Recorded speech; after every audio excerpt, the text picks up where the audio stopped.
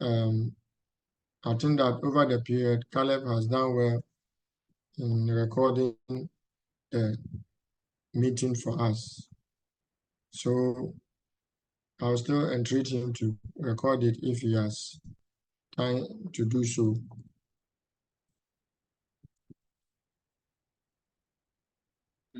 Doc, I've started. Chapter 3 is one of the topics that is supposed to give you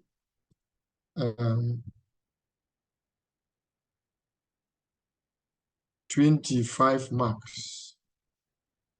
So if your chapter 3 is faulty, chances are your work will fail. That is the chapter that describes methods. Some of you or some people over the period just go to pick a method. They just pick the method. Sebastian, if you can find a guide to chapter 3, share it for me. I'm struggling to find mine.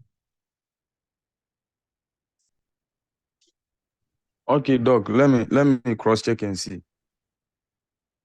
Yes, I'm also looking for mine. If I find mine, I'll use it. So let's check. Caleb, you can also be checking yours.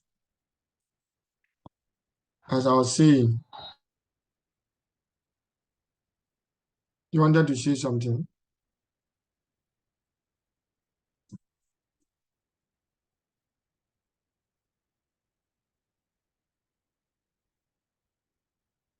We want to see the appropriateness of your methods. How appropriate is the method? So if your method is appropriate, then it means your work is well done. If your method is wrong, it means your work is wrong. And no matter what, your work will fail. There are times when what you have done in the chapter 4 does not speak to what you have said in chapter 3. And because of that, you are allowed to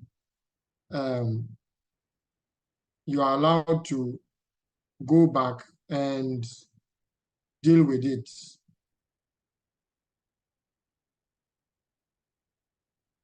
So you see that even though your methods will be wrong, you are asked to go and correct it. It is because your chapter 4 is right, but your chapter 3 does not speak to it. So I just want to show you something before we go on. So this is the typical assessment sheet for the masters. I don't know if it's this. Okay. I hope you can see my screen. You will see that literature review now is 25 marks.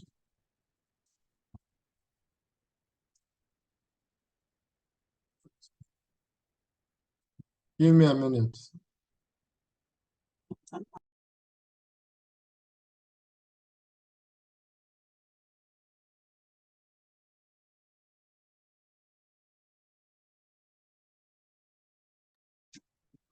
Look at methodology, 20 marks. Chapter 4, 5. This is because it has been found that the literature review, which used to be 5 marks, does not really speak to, because literature review alone can fail your work. So if your method and your literature review are wrong, so you see there is conceptual framework. If you don't bring it, you lose. So this was what I was talking about. So sometimes the analysis can be well done, but the method you are using to describe the analysis you have done is wrong. in that case, you are pardoned because that is a correctable. But if your method is saying something and your analysis is wrong, then it's an outright fail. Nobody will spare you on that.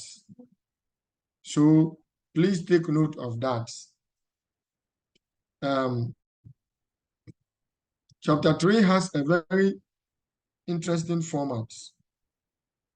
And when you see people everywhere saying things they don't know, then it becomes very painful. Some of you juggle words. You say things that you don't know. And anybody looking at it will know that you really, really do not understand what you are doing. And that shouldn't be the case.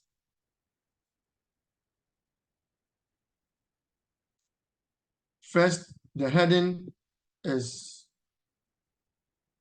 chapter 3, method research. Formerly, it was methodology. Graduate school now wants us to add research methodology. And those of you studying organizations, it will be methodology and organizational profile. For those of you studying areas, it will be methodology and profile of study area.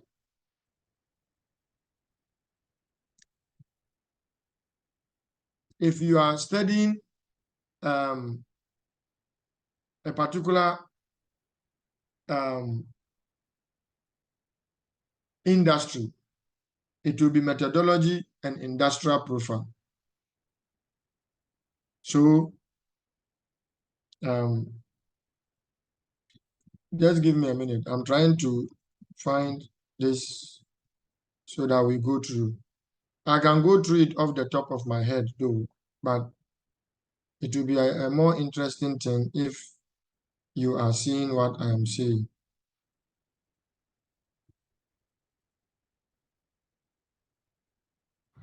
Doc, is it the same as the one you shared on the platform? Yes, that's the one I'm looking for. Okay, then let me share it from here. Okay.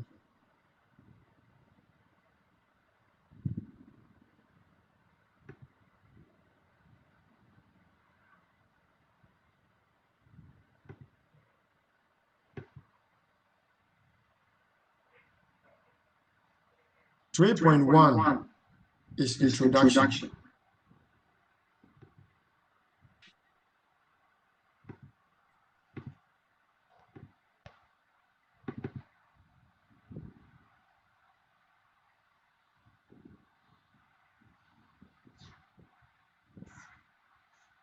Okay, great. Caleb, I think your mic is on. So okay.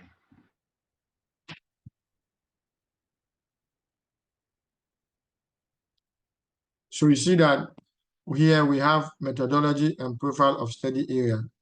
And so the red statements you see me put in there is because this is a guide.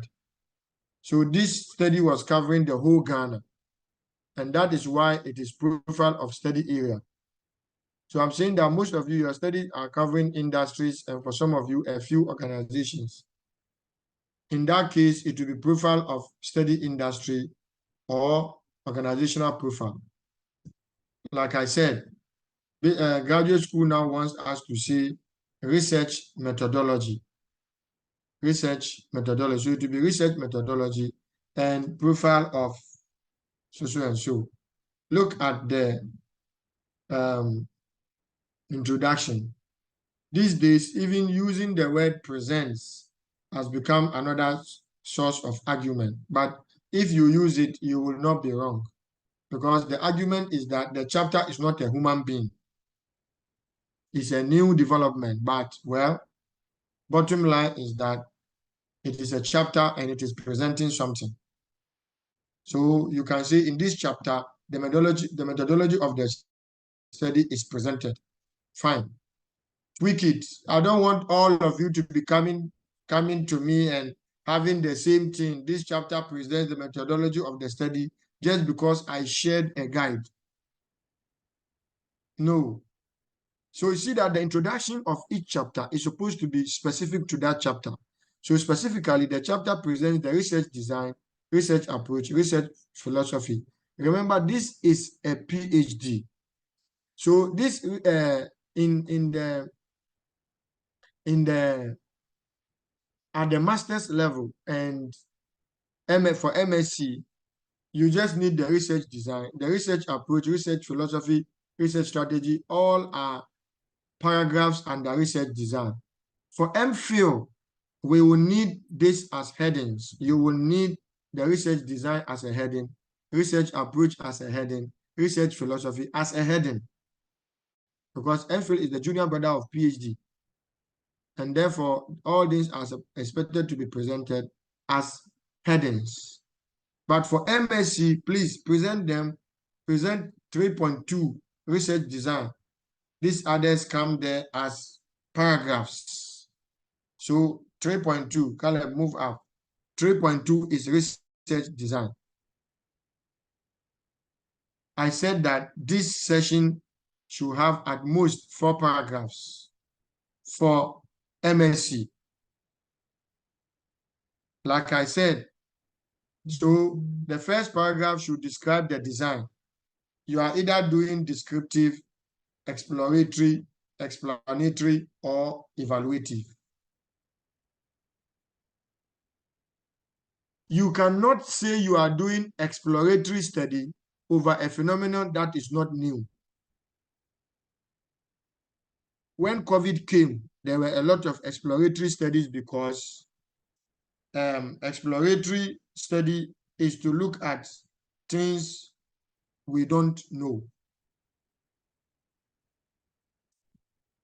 For many of you, you are looking at impact, effects. Your study is either explanatory or descriptive. Meaning that your approach is going to be quantitative or at the minimum mixed. Evaluative studies are normally used for assessing a policy, a project, or something that has been done. Then you are evaluating. So I'm saying that don't use the references in this guide. Look for yours. First, you indicate what your design is and explain why it is appropriate for your study. But there are other designs. So the question is, why are those other designs not appropriate for your study? You explain it.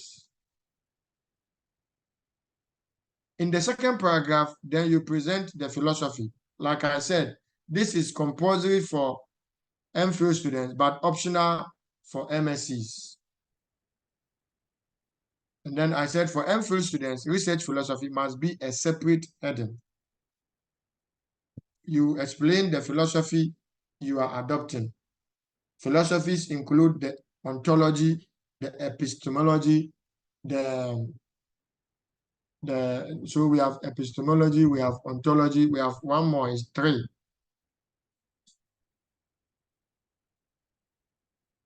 Then in the third paragraph, you want to say the research strategy. Is are you doing a case study? And I didn't allow case studies because many people don't know how to do case study. So your study is either a survey, an experimental study. Ethnographic studies are those studies that look at culture.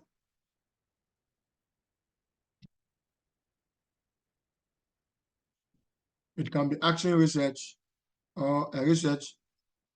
For the qualitative research, it's in grounded theory. So unlike the other paragraphs here, you are required to just define your strategy and explain why it is appropriate for your study. So here you are not expected to say why all other research strategies do not apply to your study. Then in the fourth paragraph, you explain your research approach. Is it qualitative, quantitative, or mixed? If you tell us that your study is quantitative, It means you are going to use numerics, numbers, to describe your study. Don't tell me your study is quantitative and come and be quoting respondents and tell me that you collected your data through interviews. Everybody will know that you are lying. Quantitative studies will either make use of secondary data that are numerical or primary data that are numerical. If you say you are doing a qualitative study and then we see you presenting regression, correlation, then we know you don't understand what you mean by qualitative study, because then we know you are lying. Because qualitative studies do not require regression, correlation, and all those things. If you are doing a mixed study, then we expect that part of your presentation of data in chapter 4 will have numerical parts, and then you also have quotations from interviews you have conducted with the respondents. So it means that with some of your respondents, you are conducting interviews, and with others, you are using closed-ended questionnaires. So let me say this. So if you say you did qualitative study and you collected data using questionnaires, I'll go and look at the questionnaire. For qualitative study, I expect the questions to be open-ended. You cannot have close-ended questions for a qualitative study. When you say you are doing a quantitative study and now you go and you have open-ended questions, then I know you don't understand what quantitative study, because quantitative study goes with closed-ended questions. It is with the mixed study that we can expect to see some closed-ended questions and some open-ended questions. An open-ended question is one that you give the students, the respondents, space to write out what they intend to say. A closed-ended question is where you give the person options to choose from without any room for the person to write anything.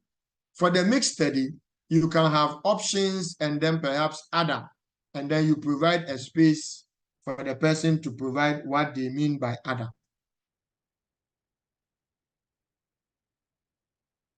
Here also, you are expected to explain your approach. Don't dwell too much on explaining why the other approaches are not appropriate for your study. So this is just an example. The design of a research describes the plan and so on and so on. And this is my write-up. These are my citations. Look for yours. You can see that this is 201, 2012, 205. I said that you should do well to make sure your citations don't go beyond 2010, unless it is inevitable. Every day, new things come up. Okay, so I've given you an example of to design, to explain, to explore. So this will have been one paragraph. Philosophy will be 4. So it means that for MSCs, we expect 2.1, 3.1 introduction, 3.2 research design. So you will not have philosophy as a heading. It's MPhils that we expect that from. So your 3.3 will be population of the study. Okay, go up. For the MPhil students presenting the philosophy, we expect your epistemology. Go up. Your ontology.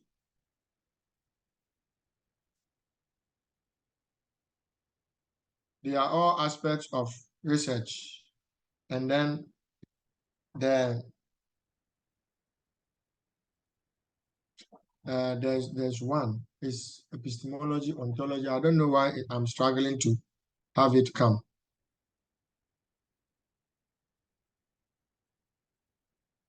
Before we get to the end, you will see it. But if you present these two, you are fine. The epistemology and then the ontology. So this is population of the study. So first, you are expected to define the population of a study. So you state the population of the study, the unit of analysis, the target population, and if possible, this approximate number is if possible. That's why I said if you can guess it. For those studying organization, you must provide an approximate total. If you are studying one organization, you can't tell me that you don't know the total, estimated total population of the organization.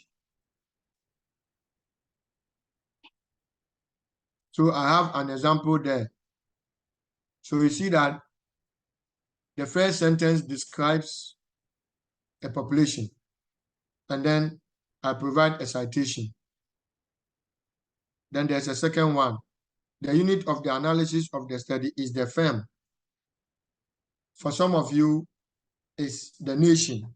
For some of you, it is the individual. How do you know whether it is the firm or the individual? Or ask yourself, those variables you are studying, is it individuals who should know about it or managers? So for example, if you tell me you are looking at transport management practices, that one, every Tom, Dick, and Harry in the organization should be able to speak to it. But because you are looking at supply chain, you may want to restrict yourself to the supply chain department. But when you tell me you are looking at transport management strategy cannot be an individual thing. It is at the organizational level. And therefore, your sample should be made up of managers or supervisors. You cannot use ordinary workers, because then that will be wrong, because you are talking strategy. Please take note of this, because these are errors that people make, and it comes back to bite them. It won't fail your work, but it gives you small marks. And you will not know the effect of the small mark unless you are going for a PhD.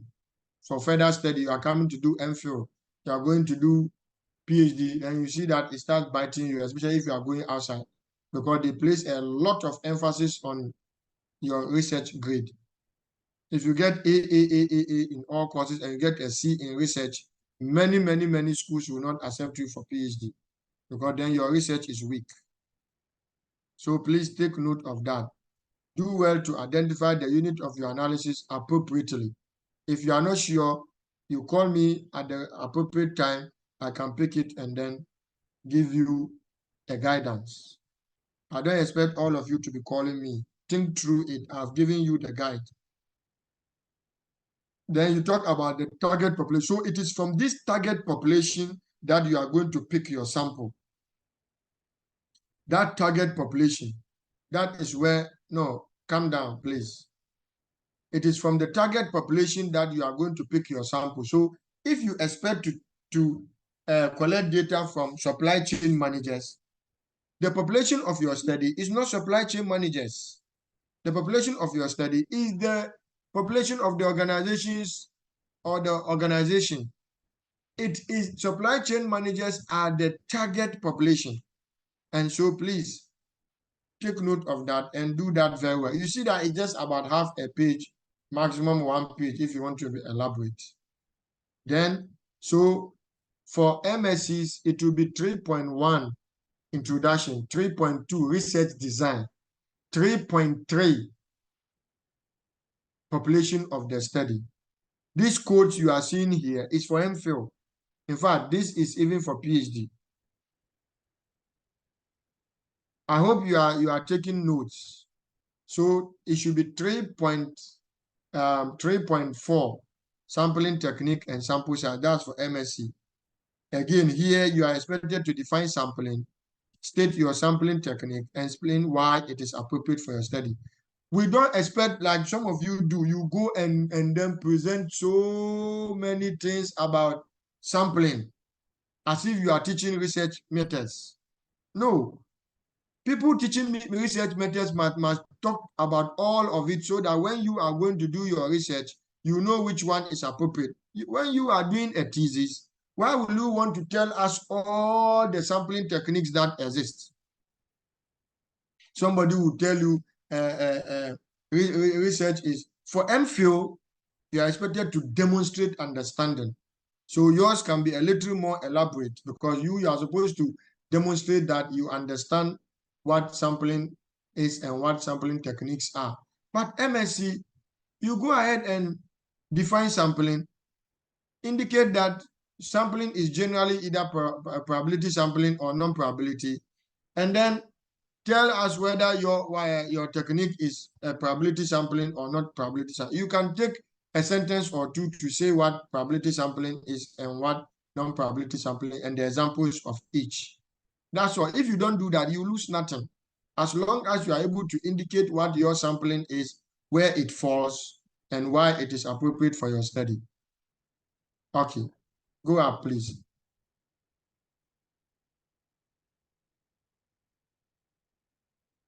So this is an example. So you can, no, stop, please. You can see that sampling is defined. And then straight away, what the study did is there. Then they are defined.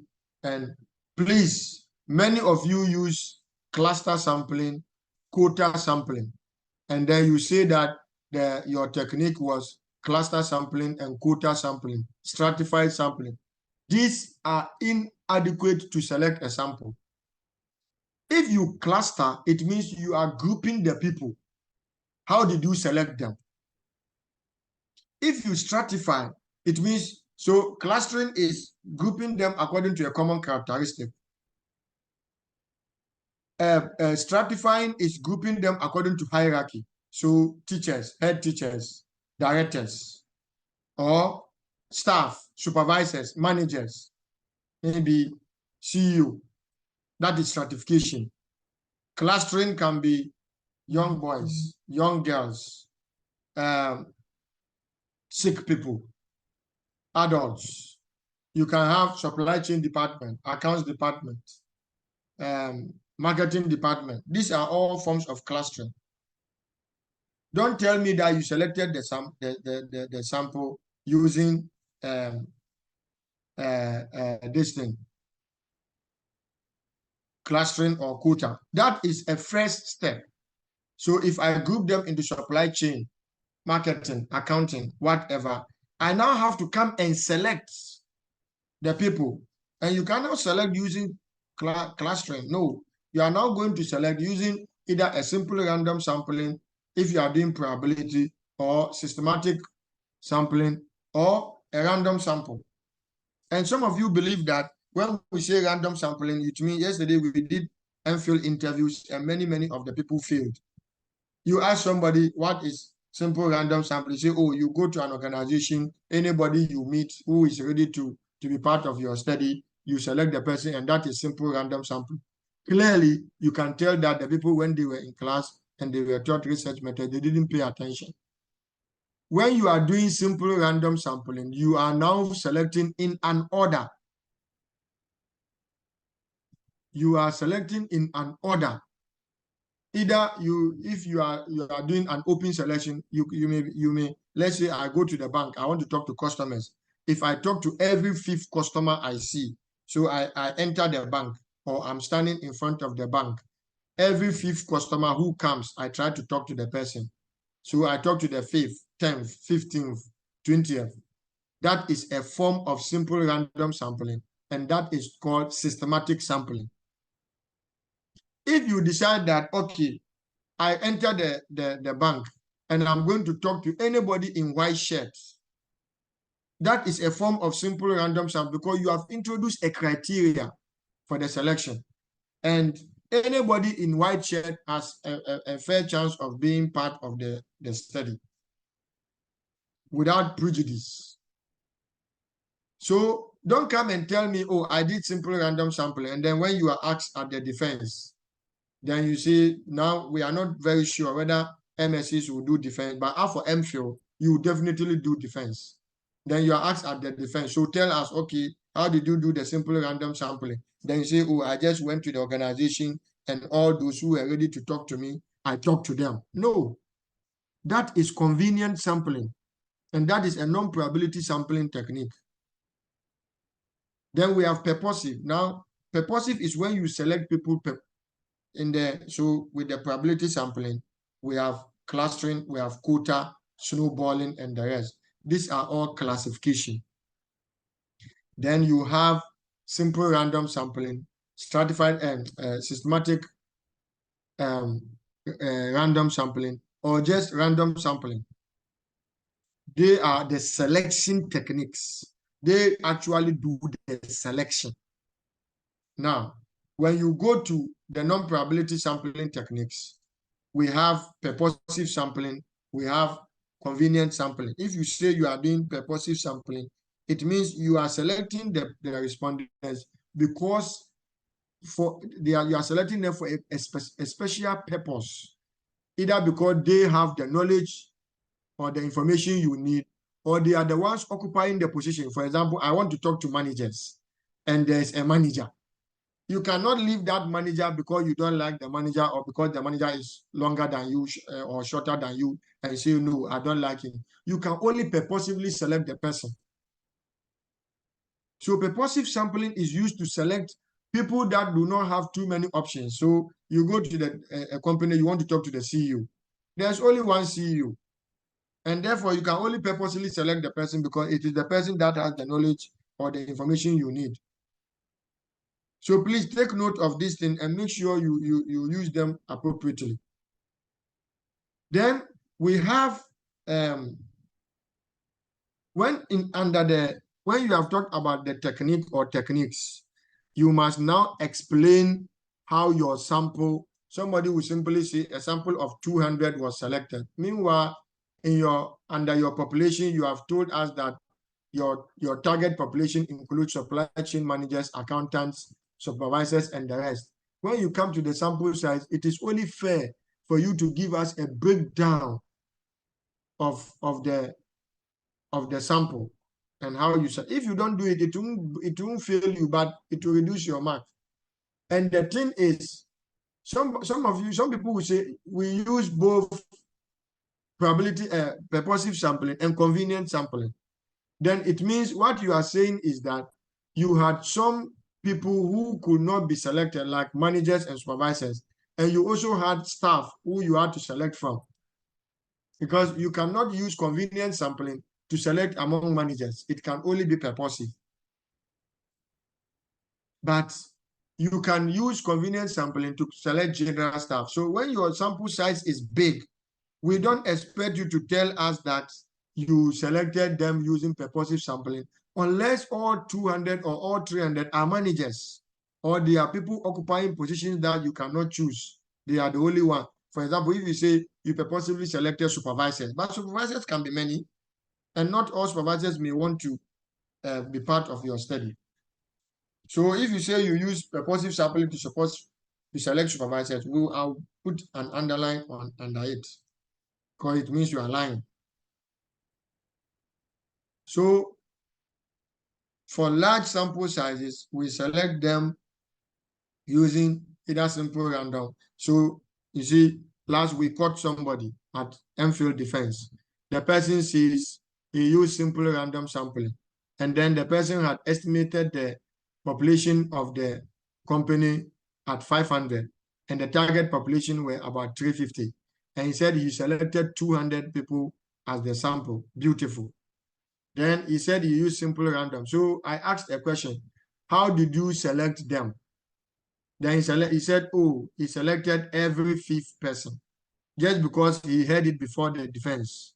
Okay, every 5th person, for you to get 200 out of every 5th person, then your population should be 1,000, because it will be 1,000 divided by 5, and that is 200. So it means that if your target population was 350, and you said that you selected every other person, every 5th person, you are lying. Because every 5th person, for you to get 200 sample size, the population has to be 1,000. Please take note of this, especially you, the Enfield student. Don't come there and try to lie. If you did something and you are caught, you just accept and promise to do what is right. So you will see that here, the breakdown of the selection, and they were selected conveniently. Conveniently means you went there, explained your purpose, and those who were ready to partake in the study, you engaged them. That is convenience. Okay. Now, there is a sampling technique that is called census sampling. Some of you say, oh, the population of the company is 200 and I used all 200. And yet the person will say, I conveniently selected them. You are using everybody. How can you conveniently select? Who did you select? You didn't select anything. So please don't lie. If you are using the entire target population, then it is census sampling. Take note of that. Many of you don't know about it. Okay. Next is data collection. For you, those in MSc, that will be 3.5. For the MPhil, it will be 3.7. I'm saying that you need 4 paragraphs. Everybody. At most, 4 paragraphs. One should describe the types of data the study needs. For the nature of this study, primary data is required. Then you define primary data. For nature of this study, both primary and secondary data are required. You define what primary data is and what secondary data is. That is first paragraph. Second paragraph is, in fact, the types and sources can be in one paragraph. The types and sources can be in one paragraph. So you see that here, this study made use of mainly primary data to address the objective and answer the research question. Primary data refers to, so that's the definition. And the primary data was collected from, you see that I'm using the auxiliary verb is. So this work was presented in the simple present tense. That's one way of presenting, or you present in past tense. The best is the simple present tense followed by past tense. So if you present your work in past tense, it's fine. If you present it in simple present tense, it's the best. Okay. So then you see that for PhD, the questionnaire design has to be a whole section. It's a whole section. But for you, it's a paragraph. So you are talking about the collection instrument. So the paragraph should describe your questionnaire. Where did you get the items from? This is where you acknowledge the people from who you got the item, the statements. You must also indicate whether you are adopting or adapting. Adopting means you got the questionnaire and you used it the way it is. You are seeing 4 points because for PhD, methodology is chapter 4. And so I forgot to change this code. You see, so you must indicate where your questionnaire items came from. And you must also tell whether you adopted it or adapted it. Adopt with an O means you took it wholesale without changing anything. Adapt with the A, A-D-A-P-T means, yes, you took it and you changed certain things. You change the nature of the statement or you change some words. So please indicate whether you adopted or adapted the questionnaire. And then you come to the collection process. Go down, please. This detail is required for PhD, not MPhil and MSc. Go ahead, Caleb. You see adapted. Adapted here means it's not as this is the only process there. That's why I cited it 1979. Go down, please.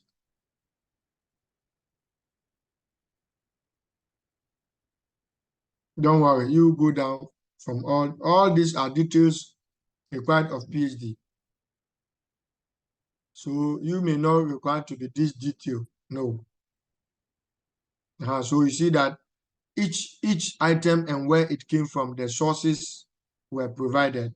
Like I said, details like this with tables. MPhil, if you do this, is good. It will let your work look very good. MSc, you don't need it. You can describe all this in words. But if you want to present a table as an MSc student, it spoils nothing. It just makes your work rich. Okay, go ahead.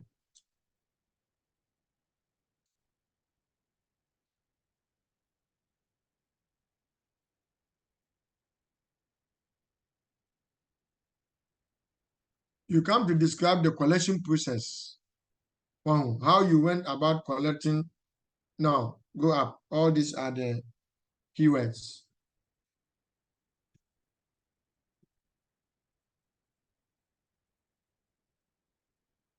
PhD is not a joke. All this is part of just defending the items that you are using. You know that we have profile variables. Some of you collect them as demographics. Yeah, so even them, for PhD, you must explain how they came about.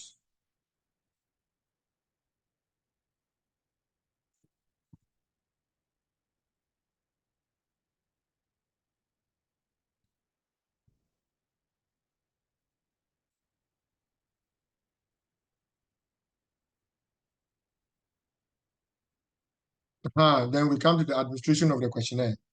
That is the collection process. Go up, Caleb. So this is where you describe the how you know this analysis. Up. So for you, that should be the last paragraph. It should be the last paragraph of the data collection method. So everything about data comes under data collection method. And you have 3 paragraphs or 4 paragraphs, like I have said. Types and sources 1, or you can do type and sources as 2 separate. That's how you get 4. Or you just do 3. Then, so you see that here I'm indicating that the collection of the administration of the questionnaire was aided by 8 people. So if somebody even cites you for saying, hey, you lied about this, you have already indicated in the work that you didn't collect all the data. That is becoming clean and letting everybody know that you were assisted in collecting the data.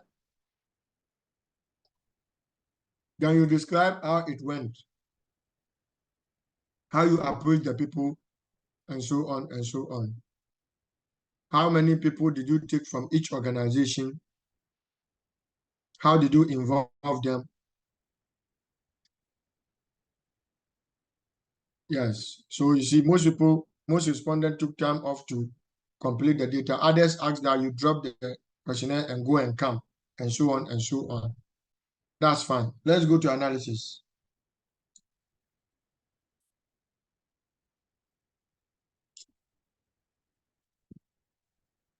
So for you in MSc, analysis will be 3.6. For MPhil, it can be 3.8. First, you must present the data analysis you are going to carry out. If you are using SPSS, if you are using Excel, if you are using structural equation modeling, if you are using what, you must state it clearly. And then you explain what other things you are going to do. Are you going to do correlation, regression? Why are they all necessary? It is important that you state them. I said you do not need to be this detailed because this work is very, very detailed because it's a PhD. But that's my PhD. It's very detailed. But you should not be very as detailed as this. It will kill you. but be able to tell us what kind of analysis you will do, and then how you will take care of potential pitfalls like extreme and missing values. Some people will fill the questionnaire and leave out some questions. Those questions left out can bias the work. Some people will provide all wrong answers. For example, the person takes the questionnaire and takes all strongly disagree or all strongly agree. There's no variation.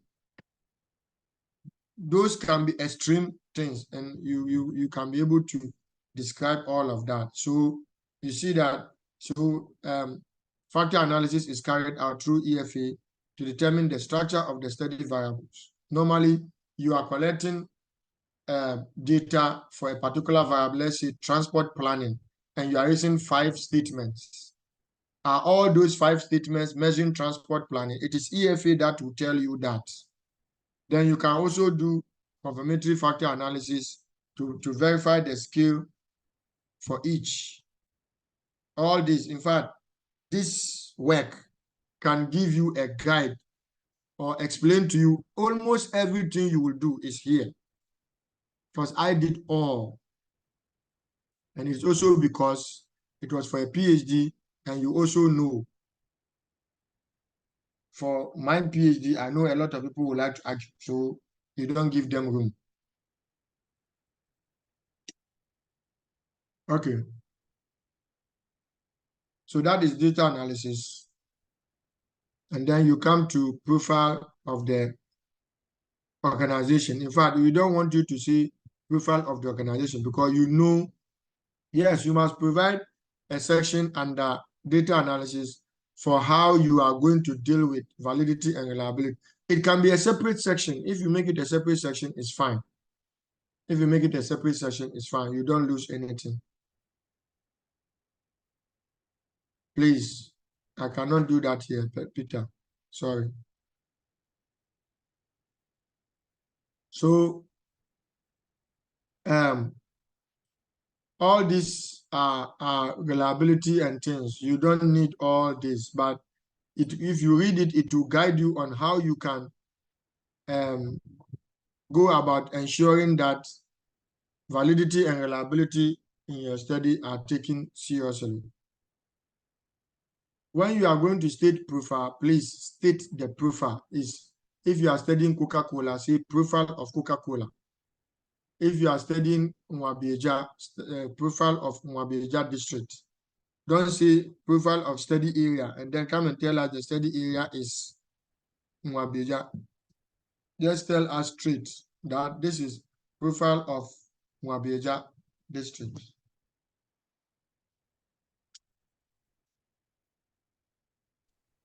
So I was studying the whole of Ghana.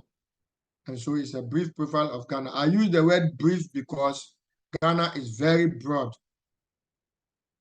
Now, you see that this study was about religious orientation. So when you go through, you see that I talked about religiousness in Ghana. If you are dealing with procurement practices in an organization, tell us the state of procurement in that organization and why you think that studying it, those stories that you would tell about, yes, I observed this, I observed it. This is where you have to state it or you have to present it. Currently, there's a procurement department. It is made up of 6. All procurement is done through this department. And whatever you think is the challenge, you present it. I presented age structure because it was a control variable.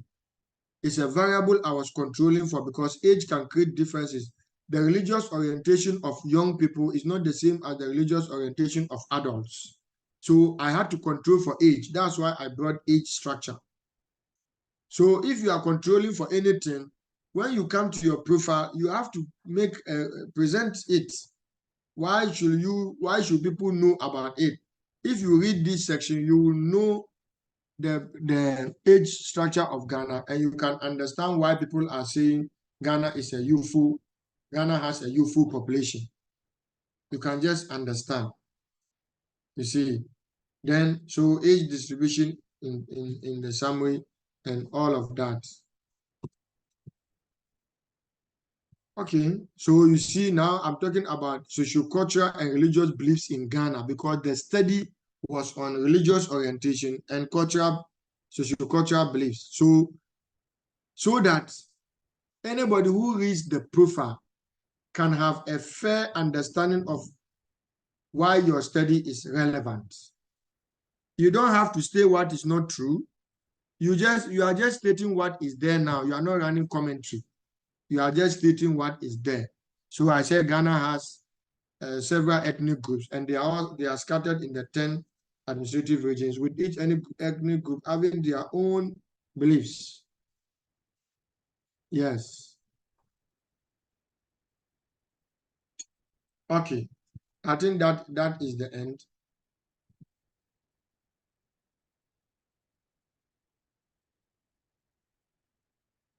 At this point, I'll invite questions.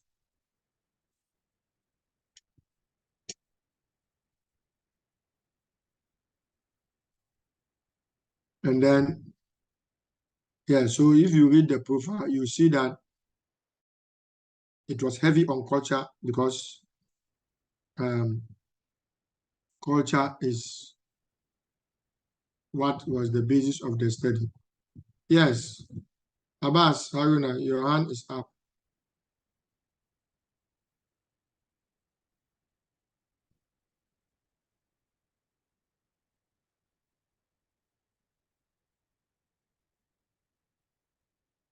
Hello, Abbas.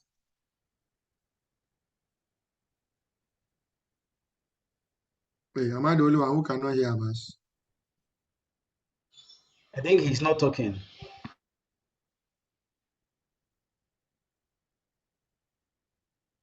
Or he is and we are not hearing?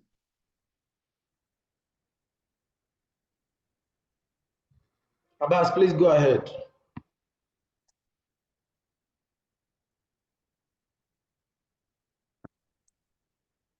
Okay. I think Abbas is having challenges with his network. So, any question? Oh, Abbas, we gave you the chance. So.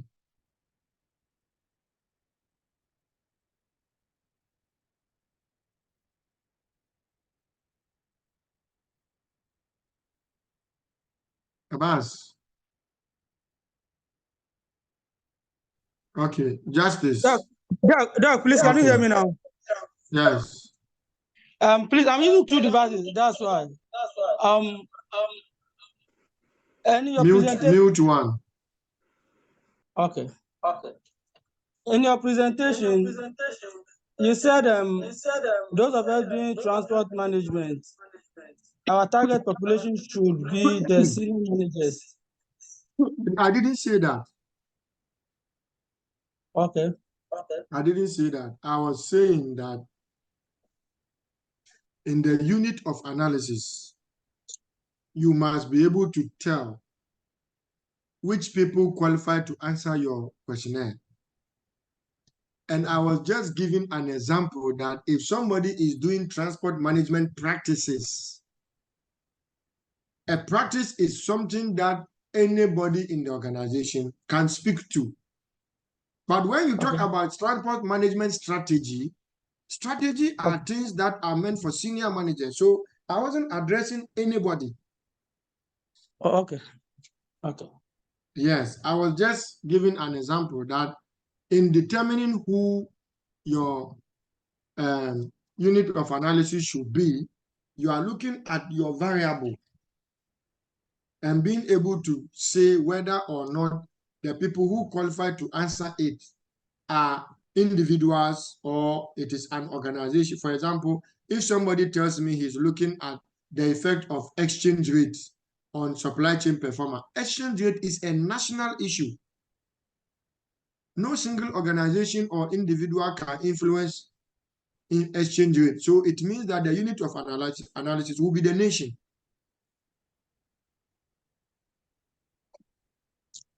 Okay, Doc. So please, my second question has to do with I'll go back to the questionnaire. collection of the questionnaire. Can we do it if, for instance, I want to do the hard copies? Is it allowed instead of doing the sending it through the soft copy for people to respond? Can I print out the In hard fact, copy? the hard copy is what is required, because you see, if you do soft copy, it's good, but you have to keep that data. Should anything happen to it and you are asked to bring proof of your data collection, you are going to find yourself wanting. Okay. It is because of time and physical constraint. For example, if I'm doing a study of the whole of Ghana and I have 1 week to collect the data, Yes. unless I have people I can employ in the regions to collect the data for me, it may be very difficult to do so. And therefore, I will have to do it through the SurveyMonkey. Okay. Do you see why the electronic has become allowed? Yes. Otherwise, it's the physical, because you have to keep the physical questionnaires for verification and authentication should it become necessary.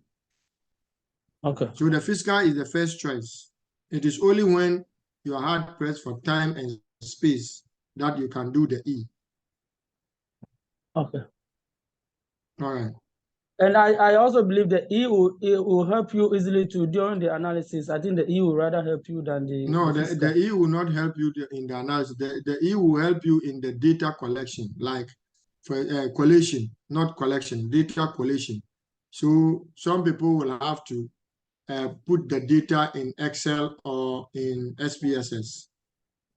And so if you are savvy with these things, you can do it in such a way that when somebody finish filling the questionnaire and they click submit, it populates in the Excel sheet or in the SPSS page.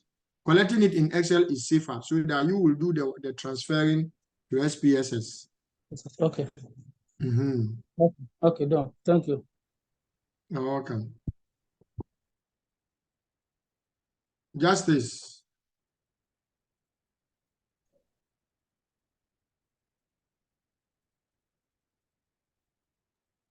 Hello, Doc. Yes. Yeah, my first question gets to do with the last session that you were touching about the profile of the study. In your case, it is Ghana. Yes. I wanted to ask about we don't have a specific company like Coca-Cola, but a multiple of organizations that we are looking into. How do you present that topic? Oh, that part will be profile of study organizations. Okay. So you use the first paragraph to indicate the number of organizations you are collecting data from, and then you can now begin to, let's say, if it is 3.9 profile of study organizations, 3.9.1 can be brief profile of Coca-Cola, because once it is many organizations, you are just, alternatively, you can present the industry. So if they are all manufacturing, if all the firms you intend to collect the data from are manufacturing industries, you state it there. In fact, you know, the geography and the scope of the study should already identify the organizations you intend to study from. Okay. Or the industry. So at profile, you are just expanding that bit of scope of the study. So you can present the industry, or if it is not industry, you can do a brief profile of each one of them. And you can restrict yourself to just 2 paragraphs, half a page. The organization, when it was established and what it stands for, and the issue you are studying, what it is in the organization. So 2 small paragraphs. Okay, sir. You can even do 1 paragraph. Okay, sir. And the second question is about the gap identification. As part of the methodology, can we still identify some gaps as to maybe the initial researcher was not able to use a specific design or tool, or some of the use of a design cannot be a gap. So under chapter 3, we don't expect to see any gap. Okay, sir. If somebody collected data using convenience sampling and you are collecting it using purposive sampling, it doesn't make it a gap. If somebody used a population of 250 and you are using a population of 1,000, it cannot be a gap. Okay. So under chapter 3, I don't see what gap you can find. For example, you can say almost all the studies use exploratory design, and you are using explanatory, and therefore there's a gap. No. The question is what knowledge did the exploratory design they use bring? And what knowledge do you think your explanatory approach will bring? And that should be addressed under under problem statement in chapter 1. Okay, sir. Not in chapter 3. All right, thank you, sir. Okay. Evans. Yes, sir. Good evening, sir. Good evening. Please, my question is this questionnaire respondent, the way we distribute the questionnaire, that you can say that you need managers to answer in your study, but then we distribute in WhatsApp platforms and everybody tend to answer. Please, I want to ask if it is appropriate. Oh, but you realize that I put a statement that you shouldn't share questionnaires on the platform because I didn't want to embarrass the person who put it there, because that data cannot be valid. Because first of all, some of you, if the person's target population are supply chain practitioners, then you all qualify to answer, and that will make it right. Some of you are procurement officers, some of you are supply officers, some of you are transport officers, and the rest. So unless you all form part of the target population of the person, collecting data among you is wrong. So as for data, you collect it with the people who are appropriate. So I was looking through the topics, and I don't know how many people's topics will allow them to collect data from the platform. Because if you say you are looking at supply chain management practices, it can be supply chain management practices among SMEs. But everybody on the platform is not from an SME. You can say supply chain management practices from manufacturing sector. Everybody on the platform is not from a manufacturing sector.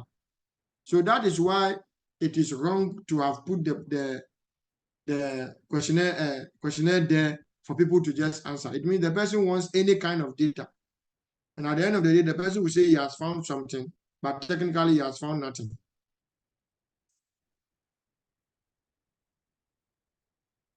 Evans, I hope I've answered your question.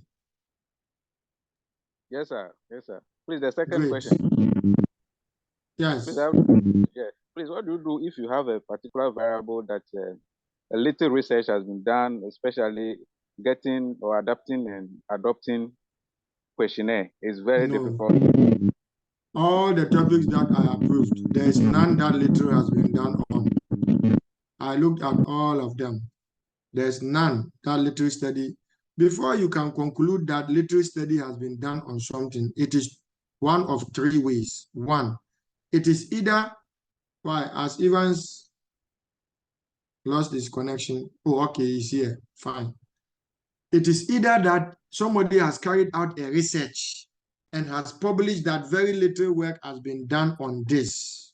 Then you have a basis. Even then, it depends on the journal. The journal has to be a very strong journal. It has to be an A-rated journal, a B-rated journal, or at least a C-rated journal. If the person publishes it in some junk journal somewhere and says because of that, not much work has been done, that is not right. So before you can establish that, so one way is getting it directly from a research, a current research that is saying so. Even sometimes saying so from a current research is not enough. You must do a systematic literature review from several databases. Several databases. If you cannot have that, don't say it. Don't say little work has been done on it. Like many people are quick to say, oh, I'm to the best of the knowledge of this researcher, This is the first work to be looking at this. Meanwhile, you haven't done any systematic literature review to establish that.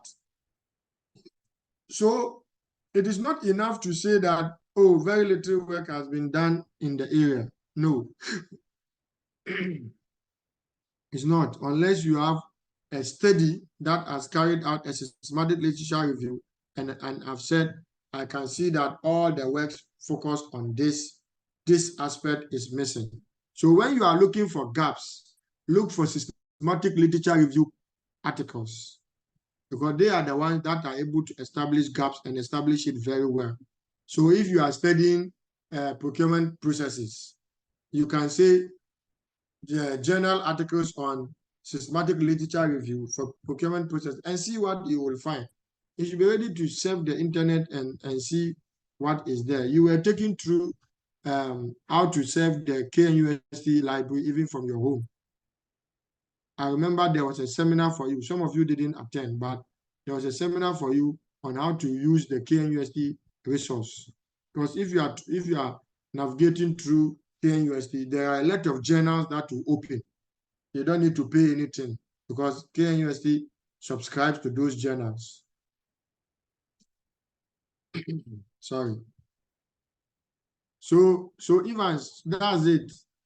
It's not easy to just say that not much work has been done. I looked at the variables. Some of you who send me message that, oh, sir, I can't find any literature on this. I look at your variable and I know, no, you are not, you didn't do any systematic literature review to establish that. You are not just pulling your weight. Research is not an easy thing. That's why to go and become a professor is not a joke. Evans, is it a follow-up question? Otherwise, we'll take Peter. Yes, sir.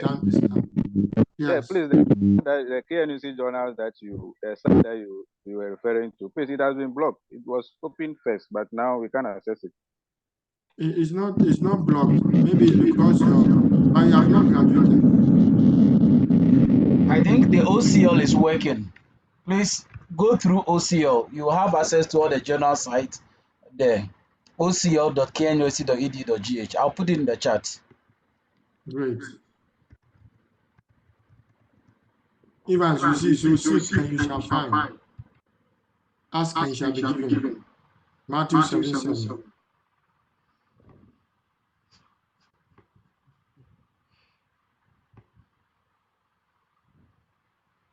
Caleb, your mic is still open.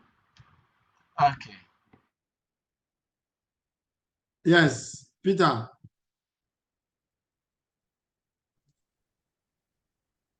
Nora, Nazir, I see your question. I'll address it. Yes. Thank you, Doug. My topic is on public procurement processes, innovative capability, and SMEs' involvement in developmental programs. Would you advise my target sample focus on practitioners in public sector and as well as SMEs, or I should limit it to? I don't know. I don't know. You are the researcher. You cannot sneak your topic in and expect that I'll tell you what to do. Then everybody will bring their topic for me to tell them what to do. I don't want to do that. I've given you the criteria for deciding whether it will be individuals or it will be at organizational level.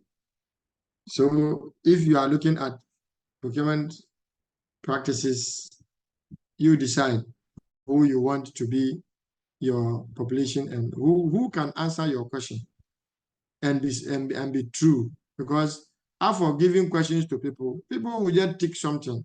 But is the person clothed with the knowledge to answer the question? That is something you should ask. I did indicate, and I said it to all. I even gave examples that if somebody is doing transport management practices, for that one is at the individual level. And so almost everybody in the organization can answer it. We are talking about transport management strategy. Strategy is a top management level thing. And so you can only talk to managers and supervisors. I will say beyond that because I don't want a situation where everybody will have to send me their topic for me to tell them whether the respondent should be individual or the respondent should be supervisors. No, I wouldn't have It will not even be right for me to do that because you are building your research prowess. When you have a master's in an organization, trust me, you can be asked to lead any project, especially given that you have project management on your transcript, and then you have a master's. If they are looking for somebody who can lead any research, you will be the first to be called. And so if you are not able to decide whether what you are going to do for the organization should involve talking to all customers or some specific customers or all staff or specific staff, then that's a big challenge. So I'm not refusing to answer because I can't, no. But I don't think it would be appropriate for everybody to tell me their topic for me to tell them who their respondents will be. So Peter, I'm sure from what I have said, you have picked a few clues on who should be your respondents. Nazir says, did somebody want to say something? It was the question in the chat that I wanted to read, but I think that's what you're about reading. So yeah. How should one handle issues with an unknown number of population? Oh, you can describe, for example, you can say the population of this study involves staff of so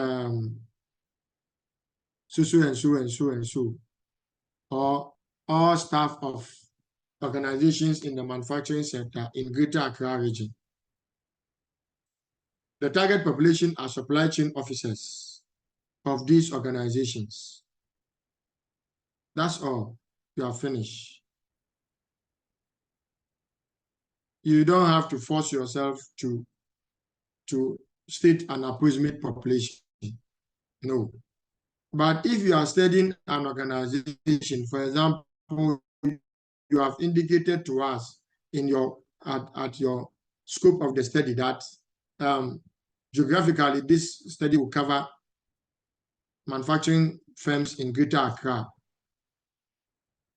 Specifically, data is expected to be collected from this and that manufacturing companies. Then, of course, we expect you to be able to state the approximate population, because then you should know them. If you are not able to state it, nobody will catch you. Just that if you are able to state it, it makes your work richer. But if you are studying an organization, then you are expected to be able to state it. I know I didn't allow any case study. So that's why when some of you send me your questionnaire that says a case study of, I'll just send it back and tell you that's not the question, that's not the topic that was approved for you. And some of you take things for granted. A topic has been approved for you. You go and add S to some words. And then I send it back to you and say, that's not the topic. And you say, hey, sir, then you copy, you go to the Excel page and copy the topic that was approved without paying attention to the is there. As you have added to things that is making me say it's not the topic approved. So it just gives me the impression that you don't pay attention to detail. Because if it is said that the topic you have quoted on your questionnaire is not the topic that is approved, I expect you to go and do a word-by-word matching in the approved chart. Go and do a word-by-word matching and see that everything is as you have quoted it first before you send it back to me and say, oh, sir, this is what you approved. Because you send me what I approved, I look at what you have presented, and they are not the same. You have introduced some there, somewhere. You have added some S somewhere. I would never approve any topic that says the effects of, effect with an S. It's not my nature. I won't approve it. So if you add S to the effect, and I tell you this is not the topic I approve for you, you will go again and again and again just because of that S. And I won't tell you it's because of the S. I'll just tell you it's not the topic I approve for you. I know how the topics I approve read. And I have the reason why I do so, because I don't believe that effect should have an S. It's a big debate. Some people believe that effect should have an S if there are many. But the word effect itself is plural. The word effect is plural. So you don't have to add an S to it to make it poorer. So, but I know as soon as I see effects, I know it's not true. It's not me. There's no way I'll approve a topic like that. So please, when I tell you your topic, the topic you have quoted and the topic I approve are not the same, take your time and match everything before you come back to me and say, oh, it's the same. And then I send it back to you and say, pay attention, it's not the same. Then the person will send it again, oh, sir, it's the same. Then the person will cut the Excel page and put it in their email and also cut what they have in their questionnaire. And then I look at the two and they are not the same because you have introduced some S or A somewhere that I didn't approve. Okay. I don't see any hands. It is my belief that everybody has gotten a hang of what we have done. Now, in the coming week, I don't know which days, by the close of tomorrow, I should be able to tell you maybe, I don't know if Tuesday evening, Wednesday evening, or Thursday evening, we shall have a meeting, and those who are bold enough to share their chapter 1, you share it, and then I will look at it and give you comments. If you are not bold enough to share your chapter 1, I don't have a problem. When you bring the final work, I will still review it. So my hope is that while you are collecting, some of you are beginning to collect data collection, some of you have finished data collection by now, we shall use the Zoom to go through the chapters. We shall use 2 meetings for chapter 1. After those 2 meetings, if you are not able to present, that's fine. You bring it later. But if you are able to join the meeting, and I am telling somebody this, what you did here is not appropriate, I expect you to be able to use it to correct yours. Don't say because you have presented chapter 1 and that's it. Whatever I'm saying, you are waiting for me to read yours before you say it is correct or wrong. No, don't do things like that. Somebody sent me a chapter 1. I know I don't review these things soft, or I haven't asked anybody to send theirs because I know the time will not allow us to send it for me to review and send it back to you. No, I'm going to review them on the Zoom. It had no codes. The person didn't follow the format that I sent. Please, when you do that, we will fight. We will fight. See to it that your work, the work you are presenting, follows the format I sent you, and leave me to be responsible for anybody raising questions about your format. Don't go and change it because you have seen something somewhere. That thing drives me crazy. So please ensure that your work follows the format I have given you, and then I will be responsible for it. Of course, thesis is student-led. If at any point you want to be fully responsible for your work, I'm happy to let you be.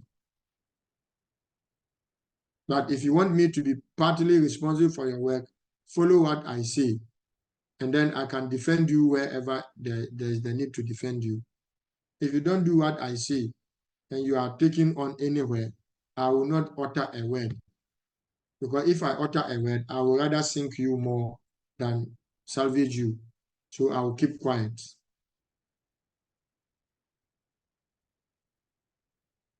Okay. Thank you for your time. So hopefully tomorrow on the chat, I will indicate whether or which 2 days we can meet. I have at this point reviewed everybody's questionnaire.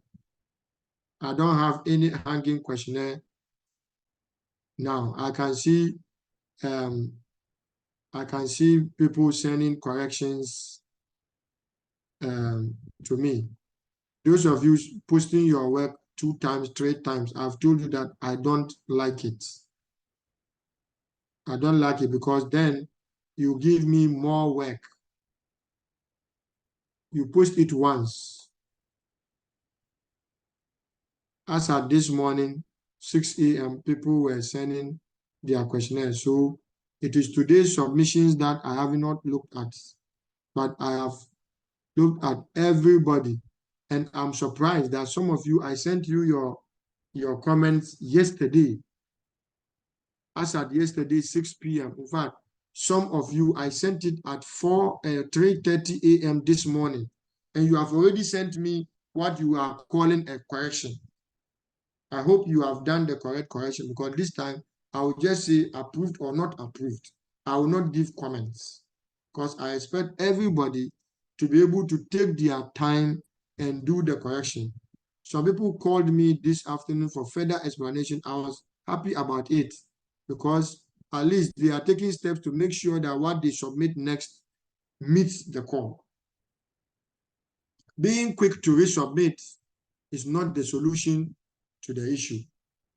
It's not the solution at all. So for those who have resubmitted the work, the questionnaire, I will look at them. It will not be today, maybe by close of work tomorrow, I will look at them and see whether they meet the requirement or not. If they do, why not? I'll approve them.